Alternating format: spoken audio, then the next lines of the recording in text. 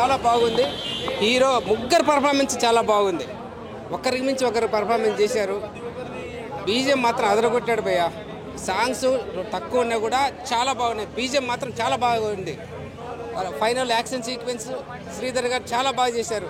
మొత్తం ఓవరాల్గా శేఖర్ కల్మ మార్క్ మాత్రం 100% ఉంది భయ్య. 100% మార్క్ మాత్రం ఉంది. చాలా బాగుంది. శేఖర్ కమ్లా గారు ఈ స్క్రిప్ట్ ఏదైతే ఉందో అన్నిటికంటే చాలా డిఫరెంట్గా ఉంటుంది. కొత్త సినిమా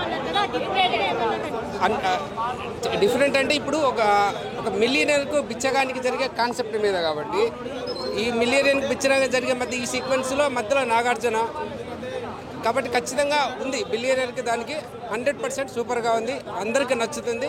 సూపర్. ఈ మూవీ చూసిన తర్వాత శేఖర్ కమ్లా గారి నుంచి డిఫరెంట్ కైండ్ ఆఫ్ ఇంకా స్టోరీస్ మనం ఎక్స్పెక్ట్ చేయొచ్చా? గత సినిమాలతో పోలిస్తే కొంచెం డిఫరెంట్గానే ఉంది. కొంచెం యాక్షన్ కూడా బాగా పెంచాడు ఈ సినిమాలో. యాక్షన్ సీక్వెన్స్ బాగున్నాయి. అలా క్లైమాక్స్ యాక్షన్ సీక్వెన్స్ కూడా చాలా బాగుంది. 100% వస్తుంది. ఎందుకంటే ఆయన పర్ఫార్మెన్స్ మాత్రము ధనుష్ గారు అసలు అంత క్రేజ్ ఉన్నవాడు ఆ పర్ఫార్మెన్స్ చేయడం అంటే ఎవరు చేయరు భయ్య.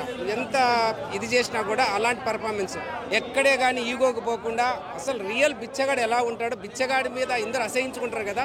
ఈ సినిమాని చూస్తే వాడు బిచ్చగాళ్ళకు కూడా ఈ సినిమా దగ్గర గౌరవం దక్కుతుంది. బిచ్చగాడు మూవీ ఒకసారి మనం చూసినప్పటికీ దానికి దీనికి ఎంత డిఫరెన్స్ ఉంది అని చెప్పేసి అంటారు. అది పూర్తిగా ఎమోషనల్ వ్యూ కదా. అది కాన్సెప్ట్ వేరు, ఇది కాన్సెప్ట్ వేరు. బిచ్చగాడు కాగానే ఇది రియల్ బిచ్చగాడు లాగా ఉంటుంది. అది యాక్టింగ్ కదా, ఇది రియల్ బిచ్చగాడు లాగా చాలా బాగుంటుంది. ఎమోషనల్ అయ్యే ఛాన్సెస్ ఉన్నాయా? చాలా బాగున్నాయి.